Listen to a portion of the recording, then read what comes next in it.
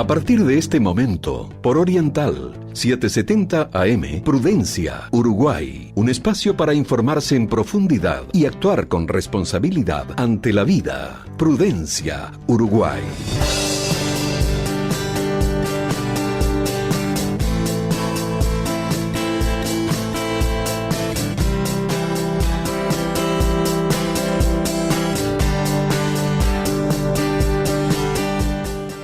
Muy buenos días, bienvenidos a una nueva entrega de Prudencia Uruguay de este sábado 27 de febrero, un sábado que amaneció con el cielo muy claro. La temperatura actual en este momento es de 19 grados, pero la temperatura va a seguir subiendo durante este día. Hoy tenemos un programa muy interesante, cargado de información para debatir y para analizar. Pero si les parece, antes de darle la bienvenida a estos dos invitados que tenemos en el día de hoy, repasamos las redes sociales del programa para que ustedes se pongan en contacto con nosotros.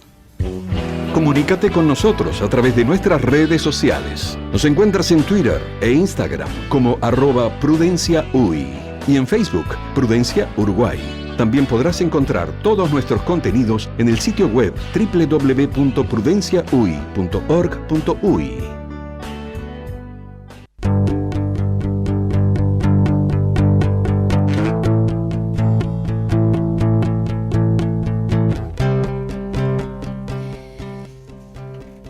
Bueno, tenemos hoy dos invitados muy especiales, ambos integrantes de la agrupación Prudencia Uruguay, pero en esta primer parte del programa vamos a hablar primero con Miguel Pastorino, el profesor Miguel Pastorino, a quien ya le vamos a dar los buenos días.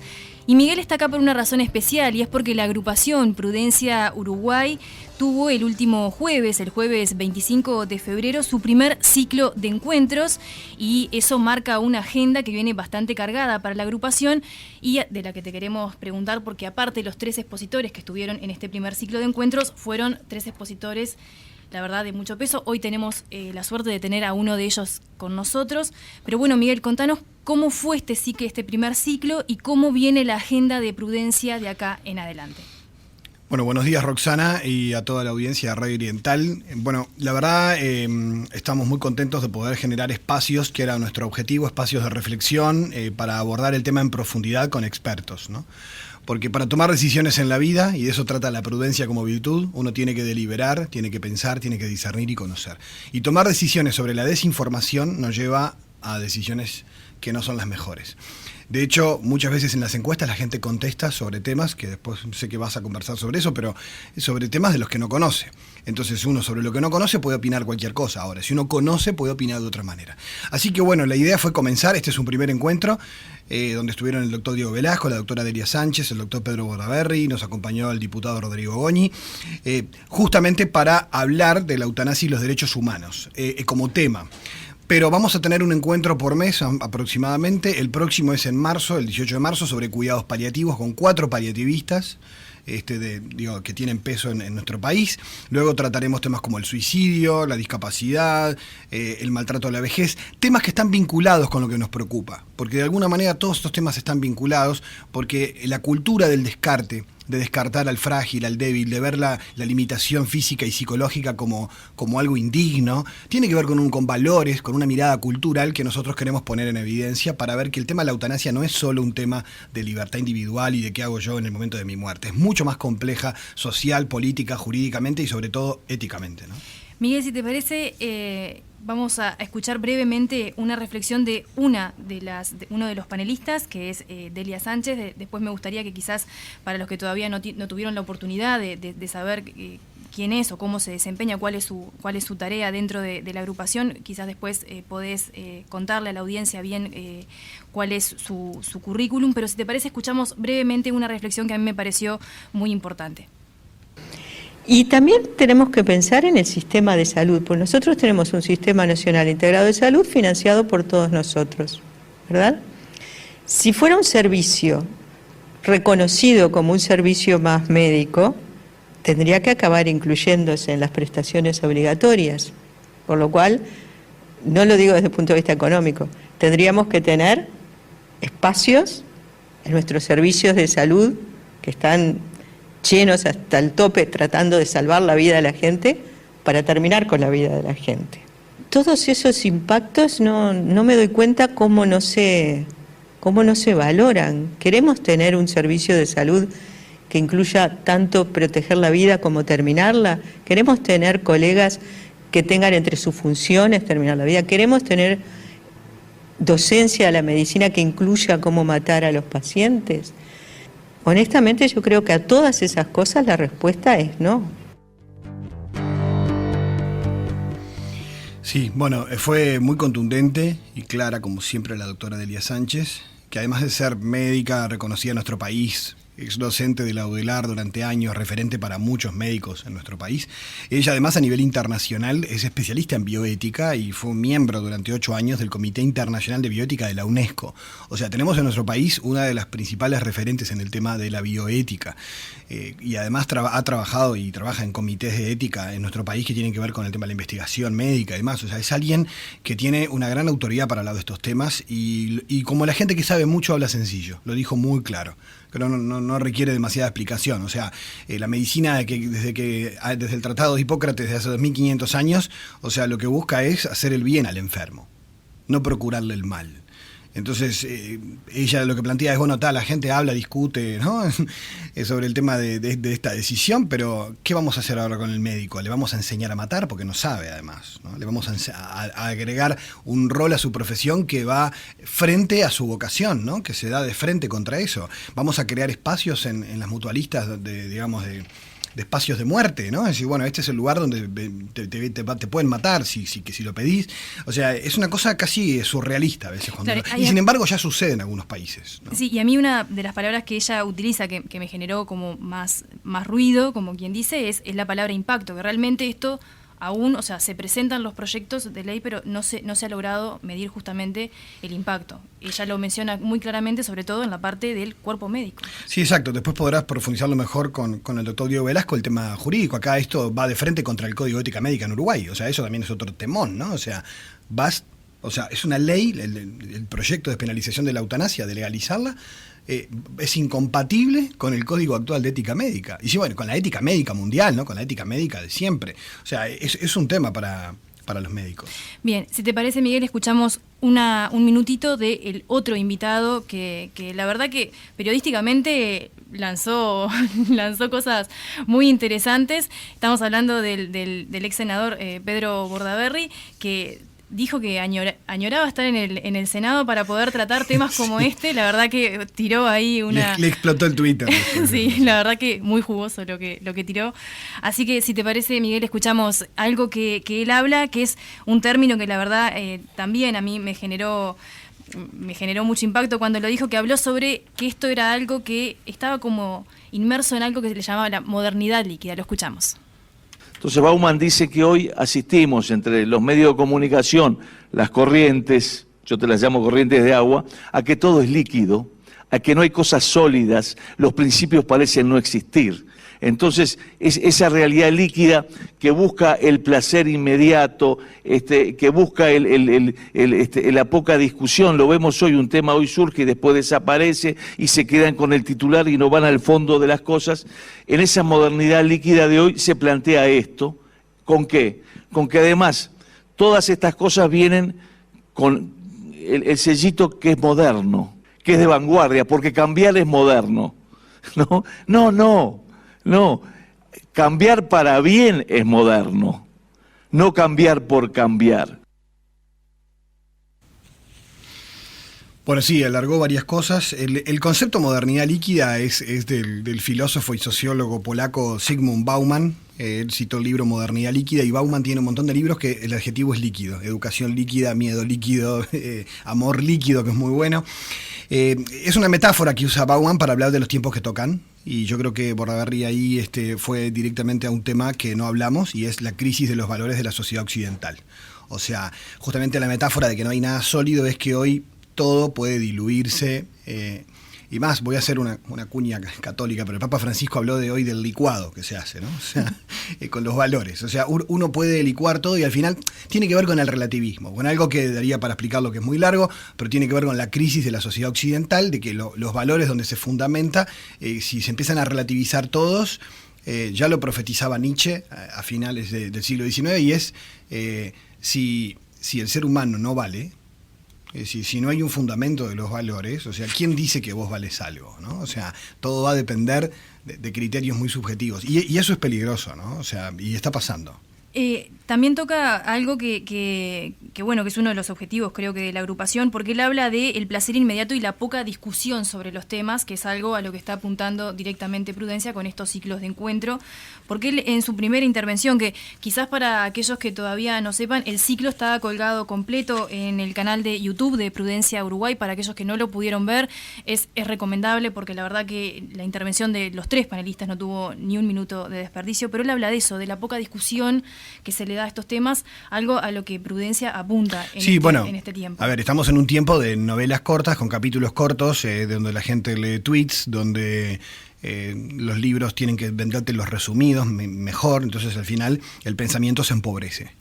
Y si el pensamiento se empobrece, la reflexión se empobrece, y obviamente vamos hacia una sociedad donde tenemos pocos criterios para pensar lo que nos está pasando, cómo estamos viviendo, y si algo falta en muchos temas es profundidad. O sea, la eutanasia no es una cuestión de elegir entre sufrir o morir, porque eso es absurdo, como a veces se plantea. La eutanasia no es simplemente un tema de libertad individual, él lo planteó muy bien, los invito a escuchar el encuentro entero. No es una cuestión tan simple, es súper compleja, y creo que a la medida en que entendemos su complejidad, como tantos temas de la vida, ya las posturas no son tan blanco o negro.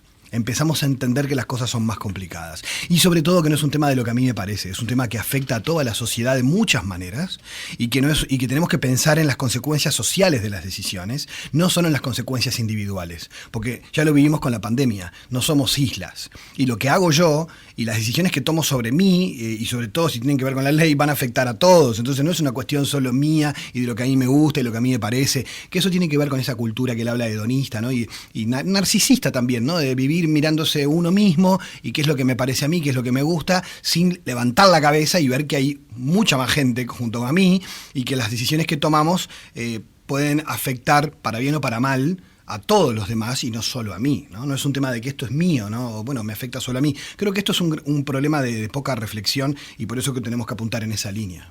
Muy bien, Miguel. Bueno, antes de despedirnos, entonces Prudencia va a tener otro ciclo de encuentros ahora en el mes de febrero, que, como adelantabas, va a ser un ciclo en el que van a haber 4 paliativistas. 4 paliativistas, sí. Y se va a tocar directamente el tema de los cuidados paliativos. Sí, ya anuncios son la doctora Adriana de la Valle, que trabaja en el Ministerio de Salud Pública, que es una referencia en cuidados paliativos, la doctora Rita Rufo, que es la presidenta de la Sociedad de Cuidados Paliativos, y 2 paliativistas de Prudencia, que son la doctora Alejandra Sosa y la doctora Ana Guedes, que han estado acá contigo y ya las conocen. Sí. Antes de irme, solamente recordarles que el contenido de este encuentro del jueves, que la verdad no tiene desperdicio porque ha sido de un gran nivel y bastante sintéticos han sido todos, o sea, han dicho todo en poco tiempo, que me parece de una gran riqueza para poder desglosar cada uno de los participantes, de los expositores. Está en todas las redes sociales de Prudencia, está en el Twitter, Prudencia UI, está, como tú dijiste, en el canal de YouTube, está en la página web, va a estar ahora, de Prudencia, en el Facebook de Prudencia Uruguay. O sea, que si nos buscan en las redes, el material está ahí, está disponible, y este es nuestro objetivo: generar mucho contenido para que la gente piense lo que piense, tenga la postura que tenga, por lo menos tenga la posibilidad de entender un poco mejor del tema. Después, cada uno tomará la postura que quiera, pero por lo pronto profundizar un poco más. Muy bien, bueno, Miguel, muchísimas gracias por habernos acompañado esta mañana en este cuarto programa de Prudencia Uruguay. Bueno, vamos a estar atentos entonces a los anuncios que vengan por las redes sociales. Muchas gracias. Que tengan buen día. Nosotros nos vamos, si les parece, a la primera tanda de Prudencia Uruguay, y a la vuelta ya nos metemos de lleno con el doctor Diego Velasco. En instantes continúa Prudencia Uruguay.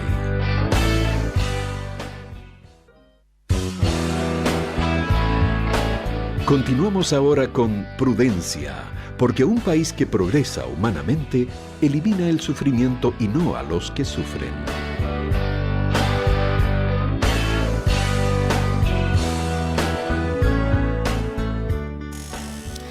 Y bueno, como lo adelantábamos en el primer bloque del programa, hoy estamos con el doctor Diego Velasco. El doctor Diego Velasco es doctor en Derecho y Ciencias Sociales por la Universidad de la República. Es además profesor de Introducción al Derecho y Derecho Natural en la Universidad de Montevideo.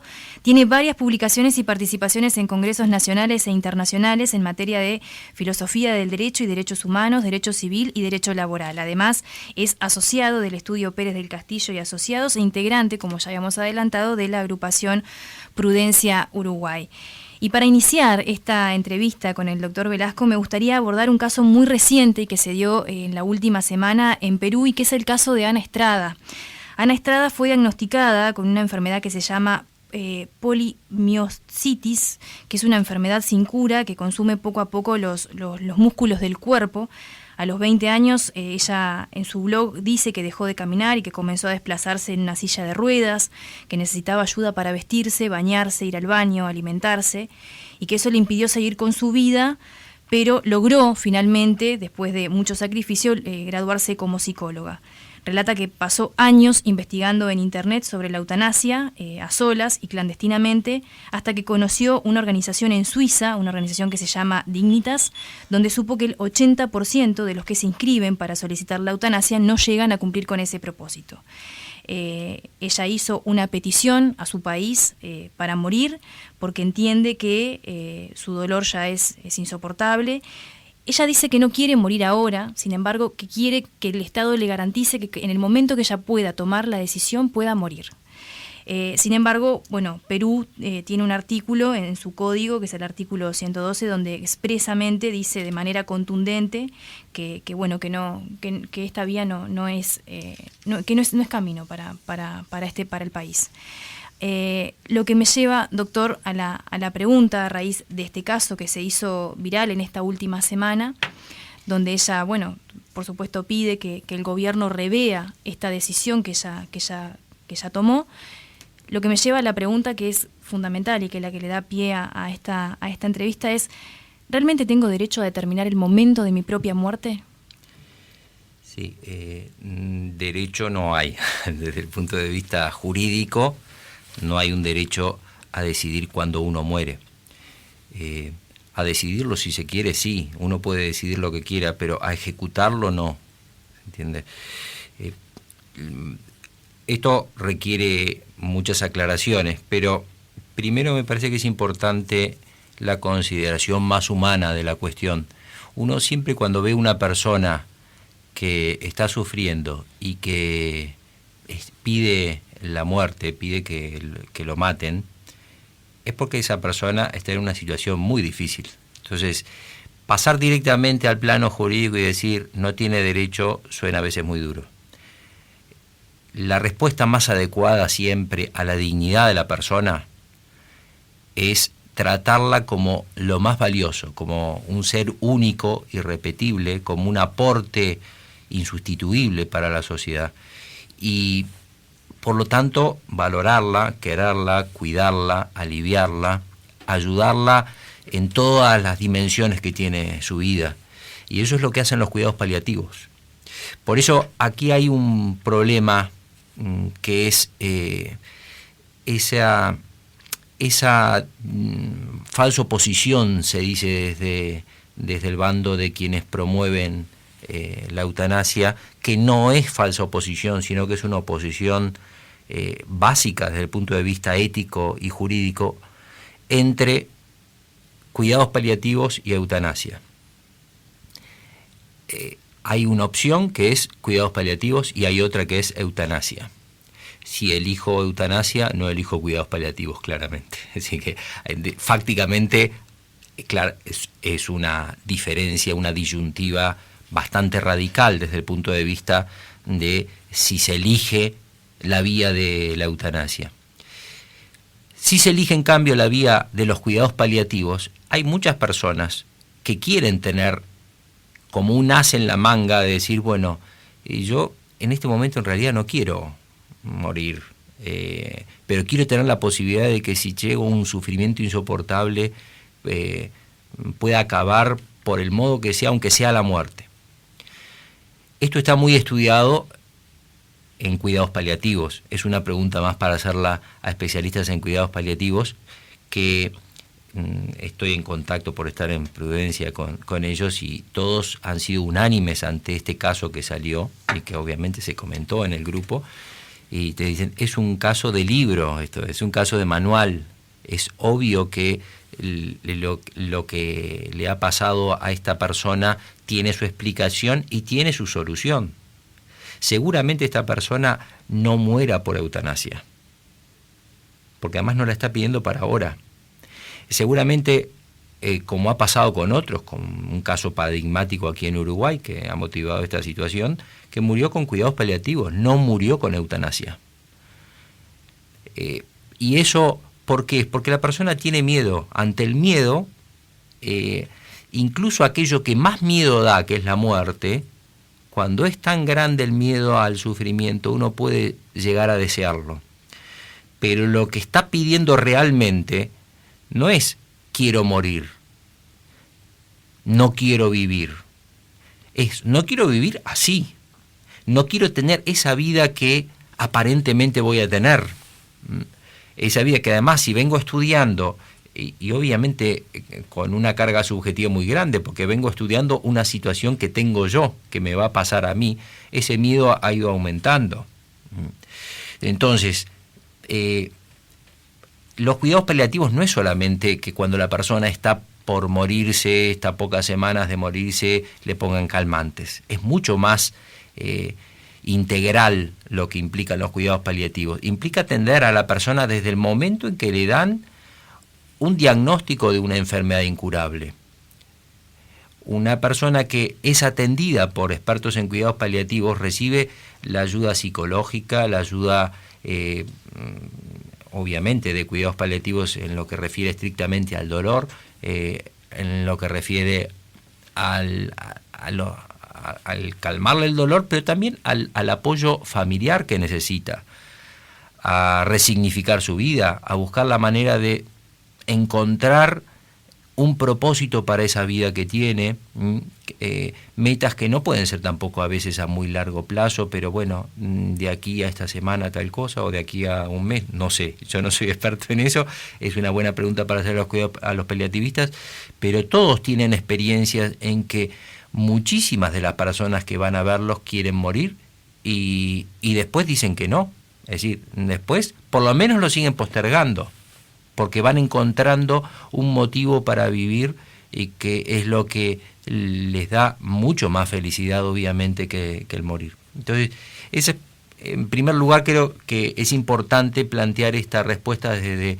el punto de vista humano, que es el punto de vista de los cuidados paliativos, porque es el punto de vista de lo que exige ese valor enorme que tiene una persona, que es que a esa persona hay que valorarla. Si es lo más valioso, debe ser valorado. Ese es el principio básico de toda la sociedad y de todo el derecho. No podemos explicar si hay derecho a decidir el momento de la muerte si no explicamos esto. Entonces, pasemos ahora al plano jurídico, que puede parecer un poco más seco y más estricto. ¿Qué es un derecho? Un derecho es algo que me corresponde a mí por mi dignidad y que los demás deben o hacer o no hacer. Es decir, siempre que hay un derecho hay un sujeto que es el titular del derecho y hay otros sujetos que son los titulares del deber correspondiente. Entonces, si yo tengo una dignidad, tengo un valor que es supremo, no hay ningún ser que tenga el mismo valor que un ser humano, no hay nada que valga más que un ser humano, por lo tanto que una vida humana, no hay ningún valor para el derecho mayor que la vida humana, y eso deriva de la dignidad de la persona humana. La vida y el ser es lo mismo, en el caso de un ser vivo. Entonces, decir que yo no quiero vivir es decir que yo no quiero ser. Uno quiere que no sea solamente aquello que no vale. Es más, que vale menos que cero, que tiene un valor negativo su existencia. Si yo tengo algo muy valioso, quiero que sea eso. Si yo tengo un auto muy valioso, lo cuido, lo lustro, porque es muy valioso, por eso lo valoro. Si un ser humano es muy valioso, yo quiero que sea, y que sea todo lo que puede ser, que pueda desarrollar sus potencialidades, se dice. Entonces, para desarrollar esas potencialidades, el ser humano no puede desarrollarlas solo, necesita de otros, necesita de otros que lo ayuden a desarrollar esas potencialidades con actos positivos. El bebito necesita que le den de comer, que hagan acciones concretas a sus padres para que él pueda desarrollar sus potencialidades, para que siga siendo y sea todo lo que puede ser. Esos son los deberes positivos que tienen los otros, que generan que uno tiene un derecho. El bebé tiene un derecho a que sus padres lo alimenten, porque sus padres tienen un deber de alimentarlo. Y tiene ese derecho porque él es lo más valioso y necesita para ser y para desarrollarse esa acción positiva de sus padres. Eso es un derecho, es un tipo de derecho que es el principal derecho, que es lo que se llaman derechos reclamos. Derechos reclamos porque es un derecho que reclama una acción positiva de otra persona. Y hay otros derechos que se llaman derechos libertades, que son derechos en los cuales lo que necesito de los demás es que no hagan determinada cosa, y que no me impidan hacer una acción que la voy a hacer yo, que necesito hacerla para desarrollarme. Entonces, si yo necesito caminar para ir de un lugar a otro, necesito estudiar para aprender, yo estoy necesitando también, además de muchas acciones positivas de otros, estoy necesitando que no me impidan caminar, que no me impidan estudiar. Eso es lo que llaman derechos libertades. Hay un deber, y es un deber de no hacer por parte de los otros, y hay un derecho que es el hacer por parte mía, el hacerlo libremente. Entonces, en este caso y en el otro, en los dos casos, el motivo por el cual los demás tienen el deber es porque yo soy valioso. Yo no tengo el deber de no matarte porque te pregunté antes, ¿querés que te mate? No quiero entrar. Entonces tengo el deber de no matar, porque tu voluntad no vale más que la mía.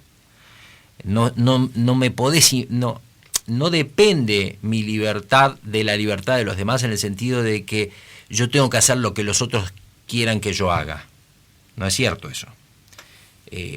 El motivo por el cual yo tengo que hacer o no hacer determinadas cosas es porque los otros son seres humanos. Sí, porque vos sos ser humano, yo sé que sos lo más valioso, sos la persona más valiosa, porque hay muchas personas muy valiosas, no es que sea la única persona muy valiosa, pero sos única, sos irrepetible, sos insustituible, sos un aporte para la sociedad. No es que no valgas nada, que cómo voy a decir que ojalá te mueras, es lo peor que puedo decir. Entonces, como sos lo más valioso, yo tengo que hacer todo lo que sea necesario para que vos te desarrolles plenamente. Pero eso de hacer acciones positivas no es una exigencia absoluta, en el sentido de que no todos tienen que hacer cosas para que vos te desarrolles plenamente. Que no se piense mal, acá no estoy diciendo yo tengo que dedicar toda mi vida a que vos te puedas desarrollar en todos tus aspectos. No es verdad. Yo te tengo que tratar bien ahora porque estoy haciendo una acción en la que estoy en contacto contigo, pero no tengo que alimentarte, no tengo que cuidarte. Otras personas sí tienen que hacerlo, y han tenido que hacerlo antes y tendrán que hacerlo después. Entonces, las acciones positivas, los derechos reclamos no obligan por igual a todos. En cambio, las acciones negativas sí son absolutas. Es decir, las acciones negativas, lo que vos necesitas que yo no haga para que vos te desarrolles es que yo no te mate. Entonces yo a vos no te puedo matar, pero no te puedo matar no porque vos no quieras que te mate, porque sos humana. Entonces, en última instancia, la dignidad tuya es lo que está haciendo que yo tenga el deber de respetarte. Tu dignidad es lo que hace que tus padres hayan tenido que alimentarte, hayan tenido que cuidarte. No sé, si estás casado, tu esposo tiene determinados deberes hacia ti, estás en una sociedad, los demás tienen el deber de hacer una serie de acciones por vivir en esa sociedad que te favorecen a ti. Entonces, estos deberes derivan de la dignidad. Como yo soy muy valioso, los demás deben valorarme. Porque los demás tienen esos deberes, yo tengo derechos. tengo derecho a que cumplan con esos deberes. Entonces, siempre que hablamos de un derecho, estamos hablando de determinados deberes. En el caso del derecho que está aquí en juego, que es el derecho a la vida, el deber primario de los demás es que no me maten. El derecho a la vida es, en este sentido, un derecho que podríamos decir que es libertad, en el sentido de que primero que nada, lo que exige mi derecho a la vida es un no hacer de los demás. Ese no hacer es absoluto, en el sentido de que en ninguna situación alguien me puede matar. En ninguna situación alguien puede quitarme la vida. Nadie. Nadie a nadie en ninguna situación. Eso es que es absoluto. Es decir, nadie puede matar a otra persona, nadie está autorizado para matar a otras personas, hasta ahora. A ninguna persona, hasta ahora. En ninguna situación, hasta ahora. Ese es ¿por qué a nadie se lo puede matar? Nadie puede matar, en ninguna situación puede matar, porque todas las personas somos igualmente dignas. Ese es el fundamento de la vida social, es el fundamento del derecho. Entonces, ¿cuál es el problema de una autorización como esta que se está haciendo en Perú, o como la que se quiere establecer con carácter general en Uruguay? Es que se está diciendo, a algunas personas sí se las puede matar. En este caso es terrible porque se dice, lo que han hecho estos jueces es decirle a esta persona, mira, vos no sos digna, vos no valés, tu vida no vale la pena que sigas viviendo, no queremos que sigas viviendo, no queremos hacer nada para que sigas viviendo, no te valoramos.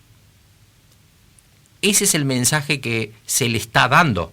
Ella primero se evaluó y dijo, mi vida no vale, y después otras personas que no estaban condicionadas como estaba ella por el temor, por su enfermedad, fríamente dijeron, estamos de acuerdo, la situación tuya hace que, si vos no querés vivir, tu vida no vale. Tu vida no vale. Solamente le da valor a tu vida que vos quieras vivir. Los demás valen aunque no quieran vivir. Vos no vales. Si vos estás en un... Le han dicho a una persona, vos no valés. Eso es lo terrible de un caso como este y de una ley como la que se está proponiendo, que le digan a algunas personas, tu vida no vale. Porque lo que necesitamos, como vivimos al principio, lo que necesitamos de la sociedad, lo que necesitamos de los demás, es que nos valoren, que nos ayuden a desarrollarnos plenamente. Parte de ese ayudarnos a desarrollarnos plenamente es que nos hagan sentir que somos lo más valioso, que nos hagan sentir únicos, que nos hagan sentir personas. La gran diferencia entre una persona y una cosa es que las cosas valen en función de otra finalidad. Valen porque sirven para tal finalidad. Cuando dejan de servir para tal finalidad, dejan de valer. Si es lo más valioso, vale siempre. Eso es, lógicamente es así. Entonces, el gran problema es que acá le están diciendo a una persona que es una cosa. Esto lo explicó muy bien Kant hace mucho tiempo, ¿no? Y dijo que esa era la gran diferencia entre las cosas y las personas. Las personas son fines en sí mismos, que quiere decir que siempre se los tiene que tratar como fines. Son dignos. Por lo tanto, siempre hay que valorarlos. En cambio, a las cosas se las debe valorar según determinada finalidad, que en última instancia va a ser una persona. Yo valoro esta virome porque me sirve para escribir. Si deja de servirme para escribir, es decir, deja de servir a una persona, ya no la valoro. Claro, ¿qué mensaje se le está dando a a la discapacidad, quizás. Ese es el gran problema. El gran problema es que acá lo que se está diciendo es solamente valen las personas que están sanas. Entonces, ¿qué le están diciendo a los enfermos? No, bueno, pero dependiendo del grado de enfermedad, bueno, ¿qué se le está diciendo a los enfermos que tengan determinado grado de enfermedad? En cualquier caso, a determinadas personas se les está diciendo tu vida no vale. Bien. Ese es el problema más grande que veo en esta situación. ¿Mm? Y que pasó aquí en este caso porque lo que está en juego cuando alguien pide la eutanasia son dos valores. ¿Mm? Un antivalor y un valor. El antivalor es de tu vida no vale. Ese es el antivalor que está presente. Y el valor es tu libertad. Tu vida no vale. Solo vale si vos querés. Porque tu libertad da valor a las cosas. Sí, es cierto. Tu libertad, porque yo quiero esta virome vale. Porque la libertad da valor a las cosas. Pero acá se está diciendo, bueno, tu vida no vale, salvo que vos quieras.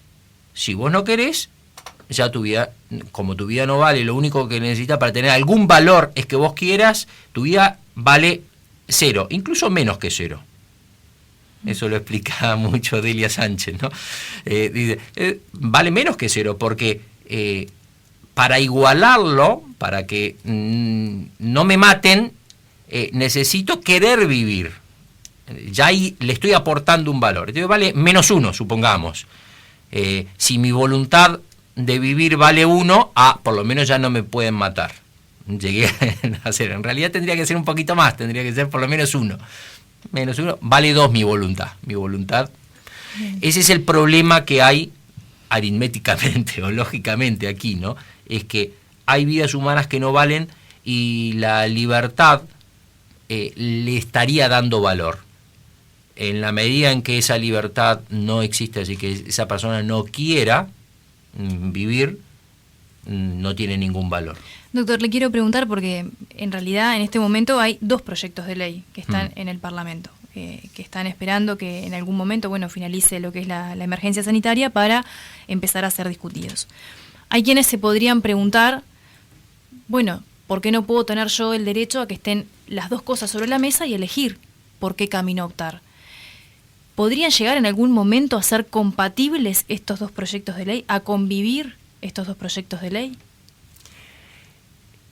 Depende de esto que te estoy diciendo, es decir, si entendemos que lo que se entendió hasta ahora en la sociedad, que toda persona vale, no podría haber ninguna ley que diga hay personas que no valen. Ese es el gran problema. Es decir, desde el punto de vista del derecho, son incompatibles.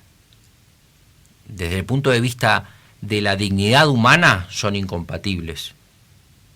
Porque uno está de acorde con la dignidad humana, que tiene como primer deber que surge esa dignidad humana, el deber de no matar, mientras que la otra opción es contraria al deber de no matar, porque está diciendo, no, a esta persona se la puede matar, hay derecho a matarla. Es una causa de justificación el hecho de que esa persona tenga una enfermedad terminal o un sufrimiento insoportable y que lo haya pedido. Por lo tanto, el médico tiene derecho a hacer esa acción. Está justificado, tiene derecho a hacer esa acción. Tiene un derecho, libertad.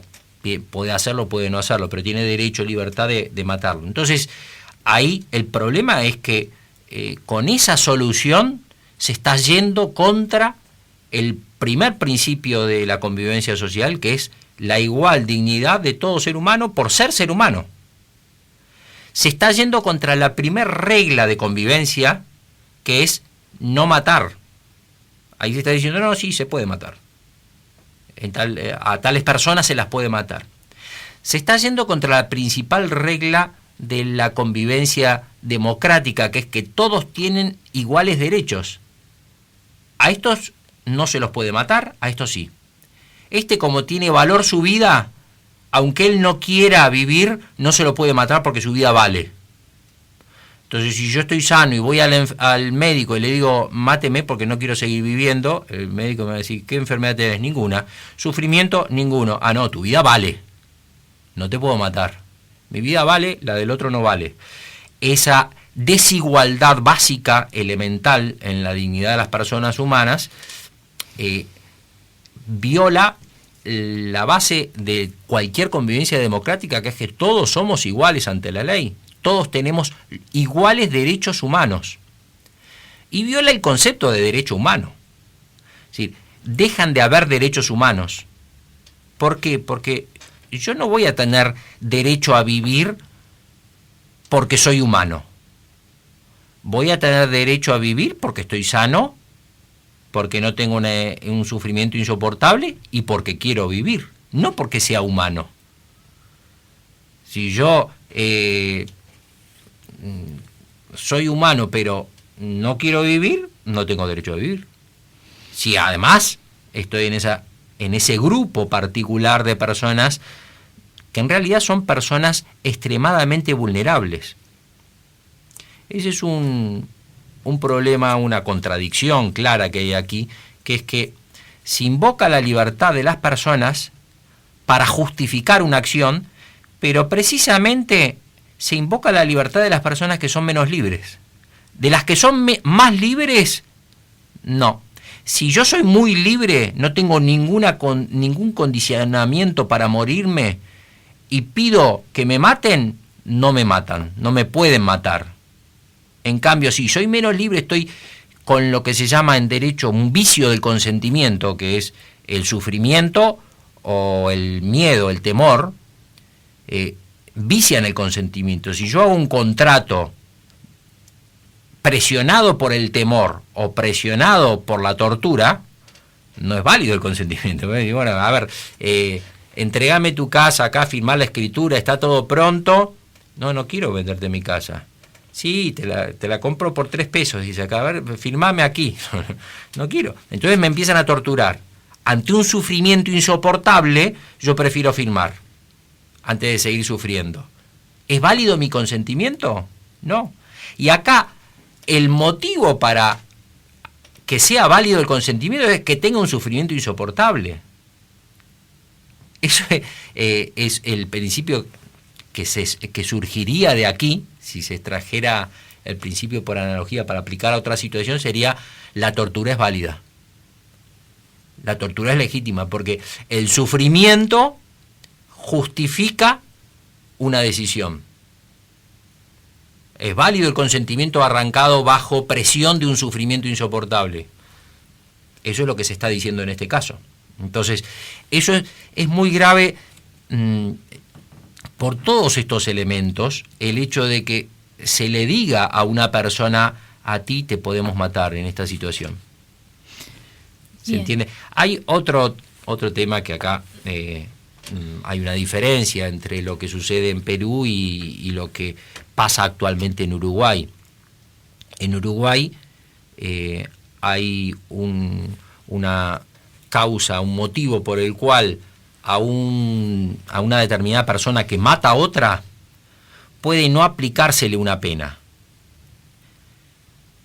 después de que cometió el delito de matarlo y reconociendo que cometió el delito de matarlo. Es lo que se llama el homicidio piadoso. Cuando una persona mata a otra por un motivo de piedad, por un móvil de piedad, dice el Código Penal, ante súplicas reiteradas de la víctima, cuando la víctima se lo pidió reiteradamente, y si esa persona tiene antecedentes honorables, es decir, no es una persona que se dedique a matar a la persona que se lo piden, entonces el juez puede decir: bueno, en este caso no vas a ir a la cárcel porque no sos una persona peligrosa, en realidad lo hiciste por piedad y qué sé yo, está mal lo que hiciste, fue un delito, fue el delito más grave que podés cometer, que es quitar la vida a alguien, pero por la situación concreta no vas a ir a la cárcel. Es decir, eso pasa acá en Uruguay. Es decir, aquí en Uruguay ninguna persona que haga una eutanasia en las condiciones que estaría exigiendo la ley iría a la cárcel. O el juez siempre podría decidir que no fuera a la cárcel, porque existe esa causa de impunidad, en realidad, una causa de perdón de la pena, por más que se reconoce que hay delito. Eso es importante porque la sociedad está diciendo, no, mirá, en este caso está mal lo que hiciste, violaste un derecho. Otra cosa es que te perdonemos el delito, en muchas situaciones se perdona la pena, La Suprema Corte, por gracia de la Suprema Corte de todos los años, perdona la pena o parte de la pena a muchas personas. Y no les está diciendo, estuvo muy bien lo que hiciste, ¿no? Lo mataste, está bien, esa persona no tenía derecho a vivir. Eso no lo puede hacer nadie. Entonces, la gran diferencia es esa. Así que actualmente en Uruguay, desde hace muchos años, las situaciones de médicos que pudieran en una situación particular aplicar la eutanasia a alguien, si realmente se prueba que fue por móviles de piedad, ante súplicas reiteradas de la víctima, y esa persona es honorable, es decir, no es un peligro para la sociedad, puede no ir a la cárcel. Pero son dos cosas distintas, ¿se entiende? Es decir, porque se deja a salvo el principio de que todos tienen igual derecho a la vida. No se está autorizando previamente, que es lo que está haciendo el Perú aquí.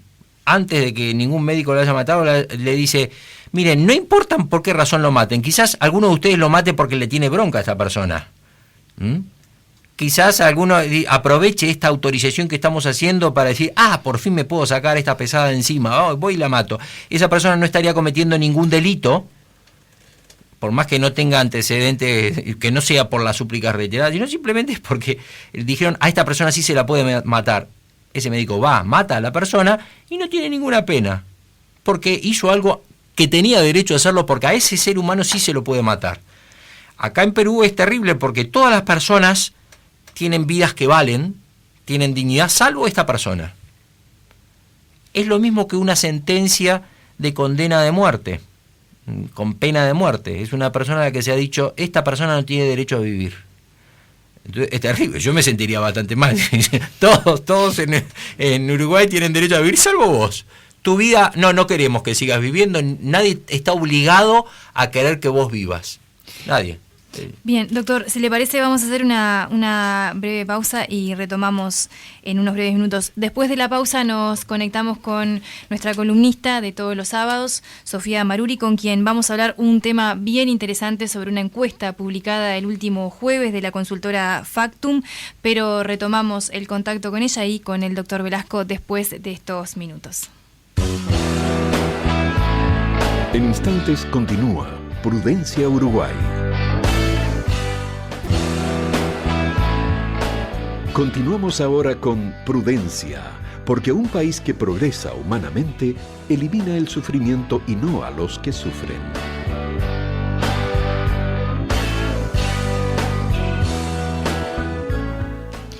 Y bueno, como habíamos adelantado, ya estamos en contacto con Sofía Maruri. Ella, como ustedes saben, es especialista en derechos humanos también, y con ella en el día de hoy vamos a tratar un tema bien interesante, porque como adelantábamos el jueves pasado, el semanario Búsqueda publicó un artículo donde se manejan cifras sobre una encuesta que realizó la consultora Factum sobre el tema de la eutanasia. Factum consultó a los uruguayos si se sienten identificados con permitir la eutanasia en casos de enfermos terminales por voluntad del paciente o no permitirla.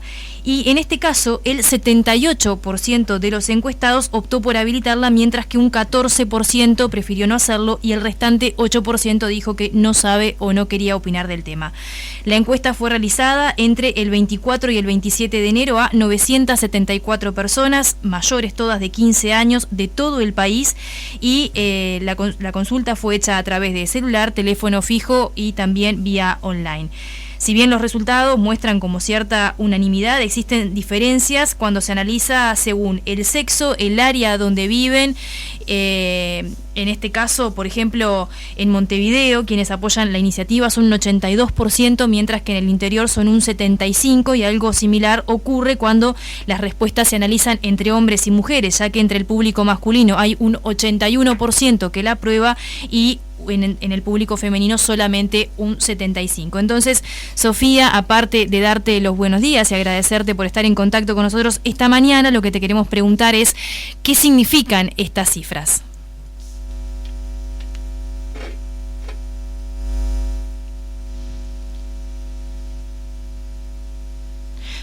Bueno, sé que se nos cortó la comunicación con Sofía, por lo tanto retomamos entonces y le trasladamos esta misma pregunta al doctor Velasco, porque en realidad era un tema que también habíamos consultado de poder hablar entre nosotros.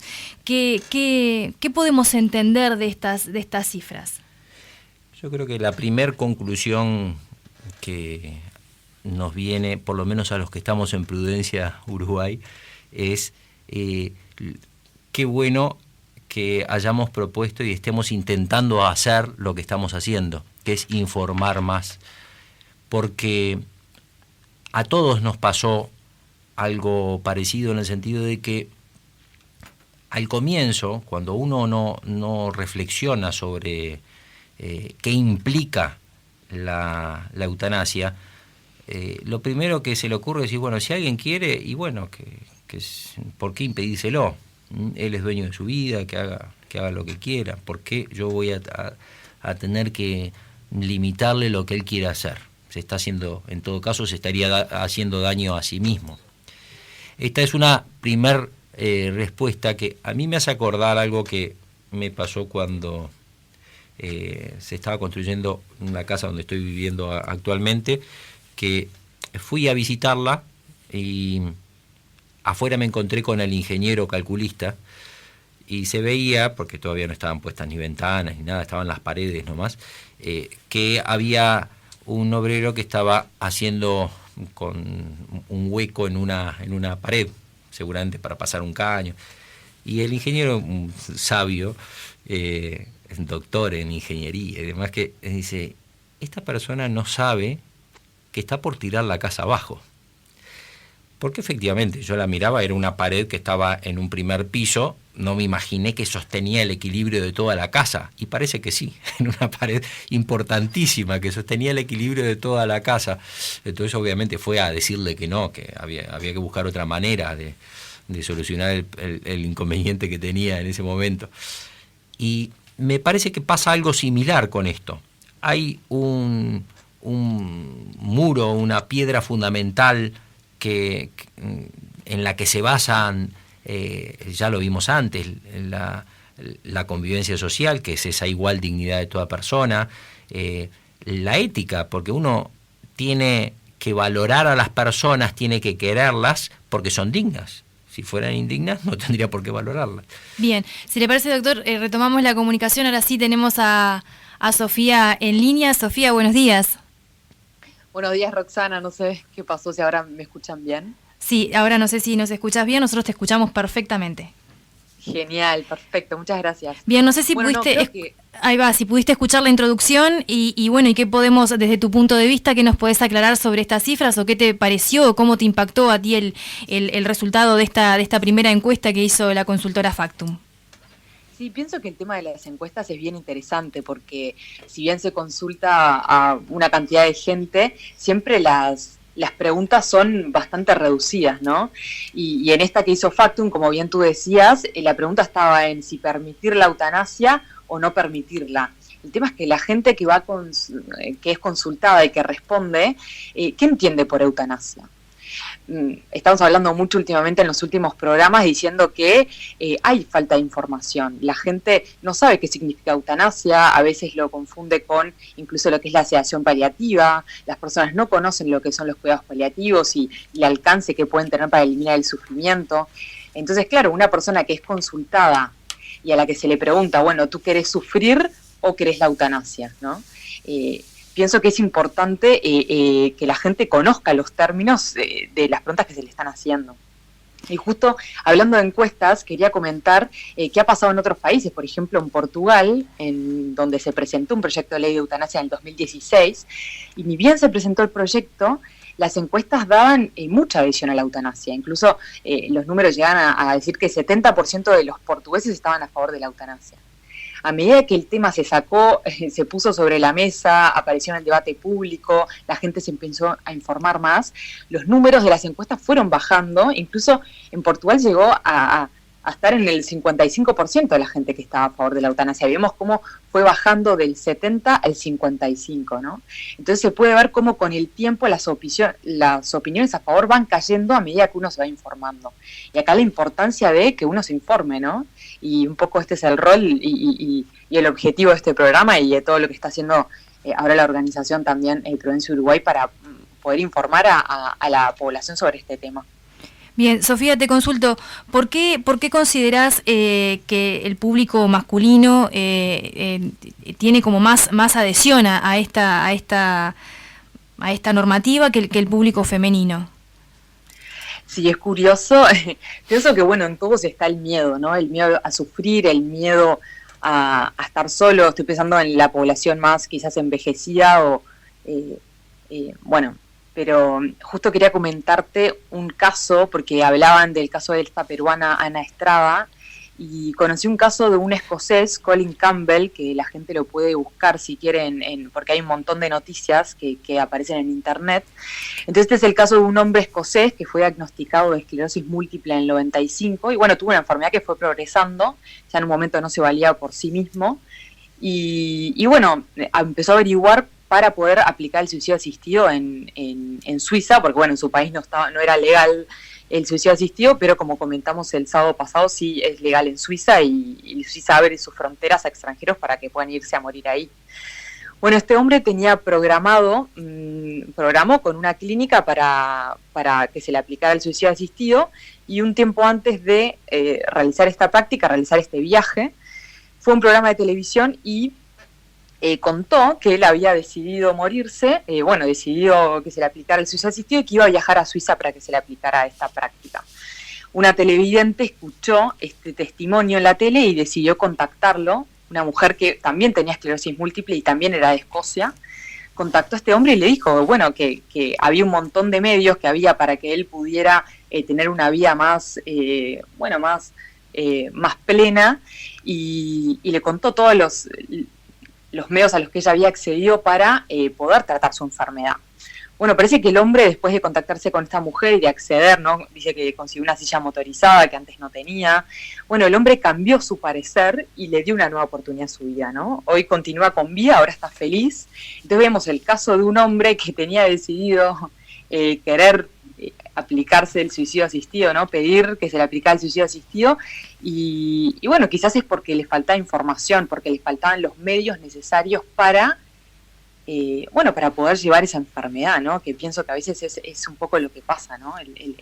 La falta de conocimiento de los medios que uno puede necesitar para poder tratar su enfermedad. Muy bien, bueno, Sofía, nos quedamos lamentablemente sin tiempo. Yo te agradezco por estos minutos con Prudencia Uruguay en el día de hoy. Gracias. Gracias a ti. Y bueno, nosotros lamentablemente nos tenemos que despedir. Le agradecemos enormemente también al doctor Diego Velasco por habernos acompañado en este programa de Prudencia Uruguay, a Oscar Romero por la puesta en el aire, y nosotros nos reencontramos el próximo sábado a las 7 de la mañana aquí en Oriental. Tengan todos ustedes buen fin de semana. Hasta aquí Prudencia Uruguay, un espacio para informarse en profundidad y actuar con responsabilidad ante la vida. Prudencia Uruguay, por Oriental 770 AM.